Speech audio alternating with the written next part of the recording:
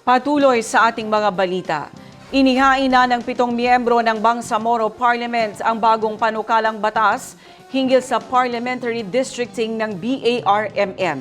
Ito ang proposed Bangsamoro Parliamentary Districting Act of 2025 o ang Parliament Bill No. 403. Ang News Now sa report. Formal nang inihain ng BTA Parliament, araw ng Lunes, October 27, ang proposed Bangsamoro Parliamentary Districting Act of 2025 o Parliament Bill No. 403. Iniakda ito nina Members of Parliament Suharto Ambuludto, Bainta ng Patuan, Aminuddin Sumagayan, Ishak Mastura, Amir Zakaria Rakim, Rashdi Adyong at Alirakim Munder. It will be remiss on my part not to mention that the Supreme Court gave a time period for the COMELEC to conduct elections not later than March 31, 2025. But at the same time, in the body of the decision, it stated, and I quote, "With the utmost respect, we urge members of Congress to exercise their legislative authority and promptly enact a law that would reschedule the BARM parliamentary elections." Hence, the Supreme Court recognized that Congress is the one that has the power to set an election date, and neither the Supreme Court nor the COMELEC can set an election date for the BARM elections, affirming the constitutional separation of powers doctrine and rendering the aforementioned dates in the decision as a plausible timeline. Hence, the BTA will have to consult with Congress for the setting of the date of the Bangsamoro parliamentary elections because it is only then that the BTA can finally determine the exact deadline for its passage of the districting law in compliance with the Supreme Court ruling. In the meantime, since the BTA tenure is dependent on the extension of the transition period and its tenure was supposed to end on October 30 if elections had been conducted on October 13, although the law resetting elections also stated that the BTA shall serve until their successors have been elected and qualified in an automated election, it behooves the BTA to inquire or at least find out the possible implications of October 30, 2025 with the appointing authority, that is the President. This is only appropriate since after October 13, if the elections had taken place, we would have lost our mandate in the BARM. And as such, our continuation in office is dependent on the one that gave us our original mandate, the appointing authority, the President. The uncertainty of the BTA status is brought about by the fact that the government officials can only serve either by election or appointments.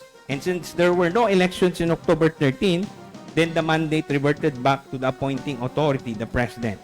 I distinctly recall the first interim Chief Minister of the BTA and MILF Chairman and UBJP Party President Ahud Murad Ibrahim stated during his first media briefing for the year on January 13, 2020 when he was asked by the media if the BTA will align its priorities with the office of the President, and he answered in the affirmative and stated that generally we are under the office of the President.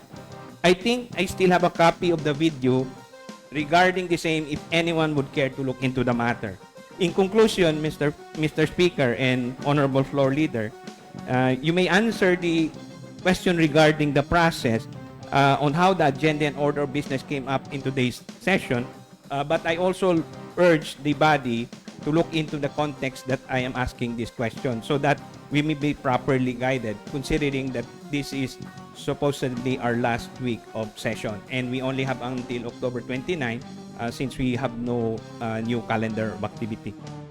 Ang hakbang ay kasunod ng deklarasyon ng Supreme Court na unconstitutional ang naunang naipasang batas na kinabibilangan ng Bangsamoro Autonomy Act 58 at 77. Ito ang kauna-unahang legislative measure na inihain matapos ipinag-utos ng kataas-taasang hukuman sa Bangsamoro Transition Authority o BTA na i-redraw ang parliament district sa rehiyon. Sa ilalim ng proposed bill, ipinapanukala ang 32 single-member parliamentary districts na i-apportion sa mga probinsya at syudad sa BARMM na geographical areas base sa population at land area.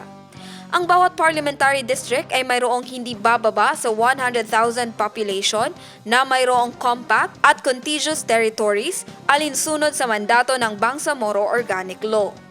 Ang Basilan ay magkakaroon ng 4 na parliamentary districts, 9 sa Lanao del Sur, 5 sa Maguindanao del Norte at Maguindanao del Sur, 4 sa Tawi-Tawi, 3 sa Cotabato City at 2 sa Special Geographic Area. Ang proposed setup base sa total regional population na 4,545,489 na nanatili ang configuration para sa Basilan, Maguindanao del Sur, Tawi-Tawi at SGA na nakasaad din sa Bangsamoro Autonomy Act No. 77.